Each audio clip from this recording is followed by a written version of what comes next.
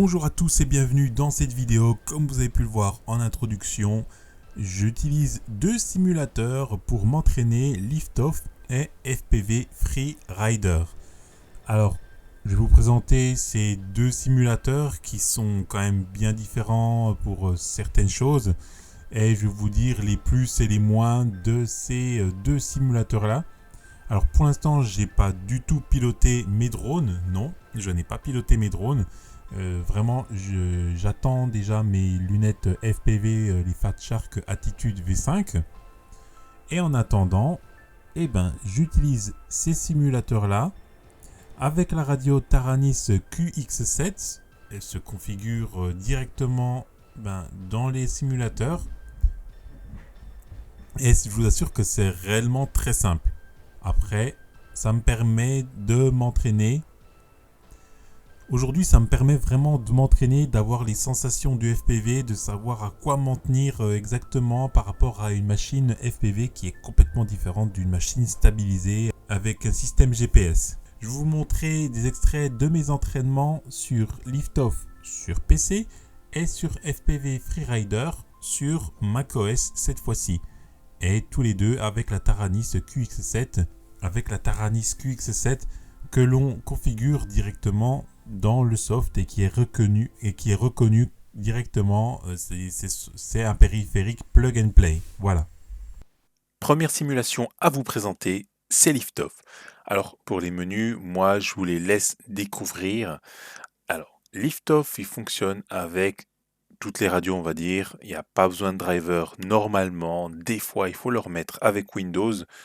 Sur Mac, ça marche direct, c'est du plug and play.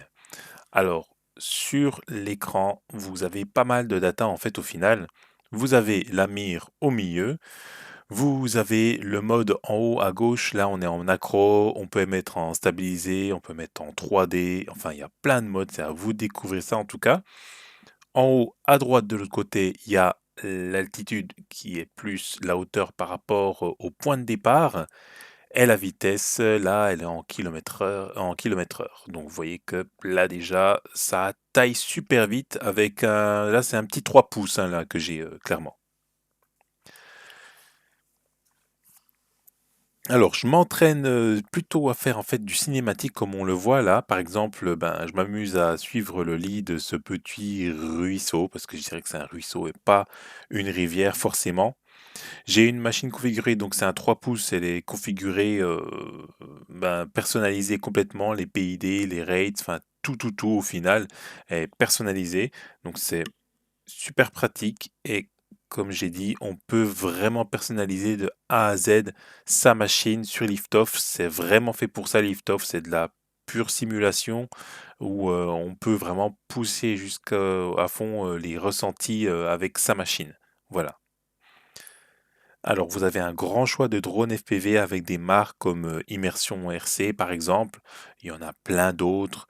Vous pouvez mettre des batteries en plus, du poids en plus, des GoPro, enfin des GoPro, des caméras embarquées, on va dire plutôt. Hein, ils disent pas vraiment de GoPro, mais en tout cas, vous avez vraiment un large choix au niveau de la personnalisation de votre drone. Alors, en ce qui concerne le drone, là, comme on est dans la simulation, il y a des dégâts au fur et à mesure. C'est-à-dire qu'on ne crache pas direct le drone et c'est foutu. Par exemple, là, je vais rentrer dans la grange, mais là, je vais pas réussir à sortir comme tout à l'heure. Je vais me cracher et ça va créer des dégâts. Voilà. C'est aussi simple que ça. Liftoff, 20 € sur Steam. À vous de voir si vous voulez acheter ce genre de simulation.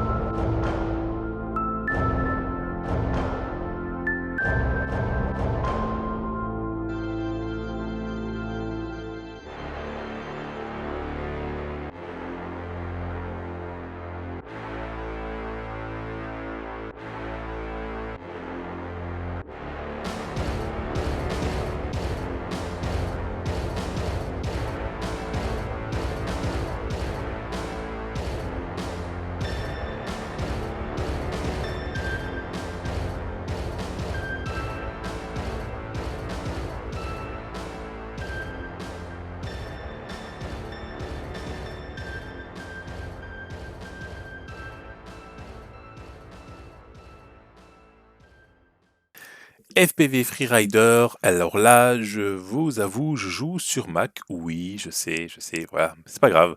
Je suis sur Mac parce que j'ai une config un peu plus gonflée que sur l'ordinateur portable où j'utilise Liftoff. Donc, bah, je peux enregistrer sans aucun souci, sans que ça lag trop, clairement. Donc là, on voit qu'on est un peu plus dans l'arcade.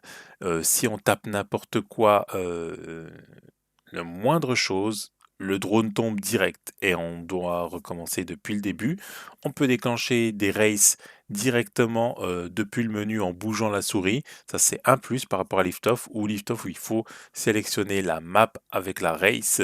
Alors là, la race, elle est unique, hein, bien sûr, il n'y a qu'un seul parcours. C'est comme ça, c'est des petits points lumineux sur lesquels on doit passer. Voilà. Au niveau de la machine, on a une seule et unique machine et on peut configurer cette machine depuis le menu au tout départ.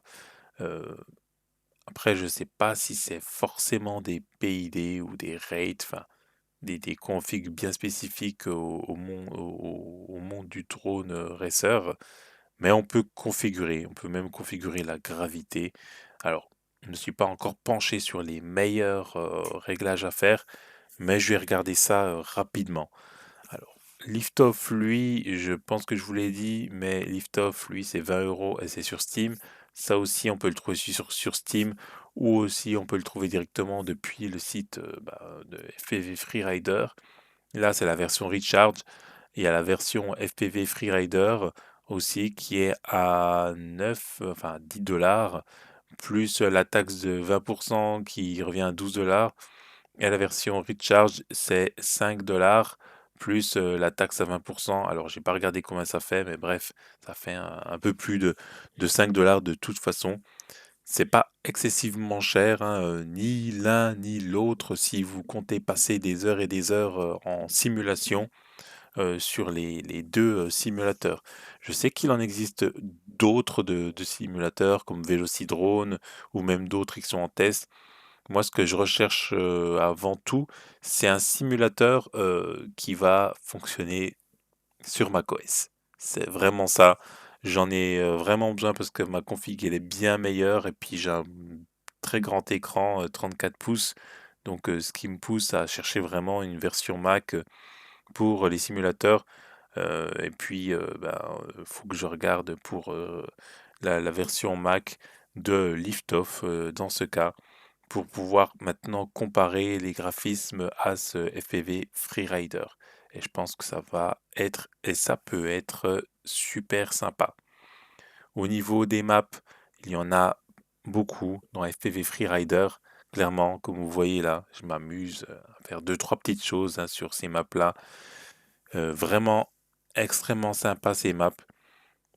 À 100%. Moi, en tout cas, je vous le recommande pour les petites sensations. Alors, par contre, juste par rapport à FPV Freerider, il m'est arrivé de pas très bien supporter en fait les mouvements en fait, même si j'étais assez souple et tout.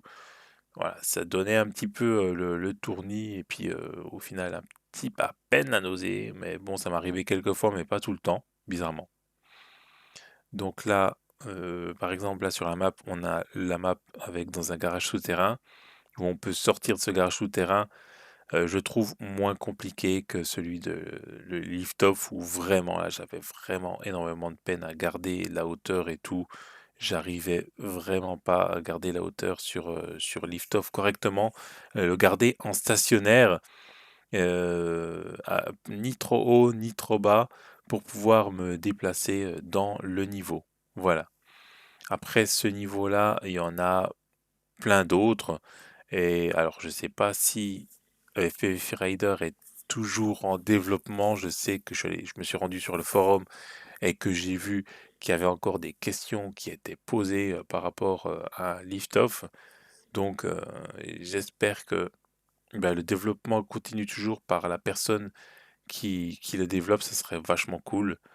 Euh, Parce qu'il offre quand même pas mal de maps assez sympathiques et comme je vous ai dit, un mode race ultra simple et disponible peu importe le mode que l'on choisit. Enfin, de toute façon, il n'y a qu'un seul mode, c'est la map. Après, on déclenche la race quand on veut. Voilà, comme vous voyez, là par exemple, c'est le parcours d'une race, c'est ça. Alors j'essaye de faire au mieux. Je suis pas très bon, hein, personnellement. Je m'entraîne énormément et je suis pas encore passé. Je ne suis pas encore passé au réel avec le drone. Ça va arriver, mais pour l'instant, je préfère vraiment me consacrer à ça, y aller étape par étape et ne pas me planter. C'est ça l'important. Après, ben, vous verrez bien sûr mes débuts avec, en réel avec le drone racer. Voilà. En tout cas, merci d'avoir suivi cette vidéo. Pour moi, c'est les deux simulateurs avec lesquels je joue, hein, parce que c'est ça, simplement. Et ben, je vous dis à la prochaine, en tout cas. Profitez bien de vos vols. Volez encore pendant qu'il est encore temps, qu'il fait pas trop moche et puis qu'il n'y a pas de neige pour l'instant. Et puis je vous dis à la prochaine. C'est Najib pour la chaîne Nori FPV. Ciao, peace.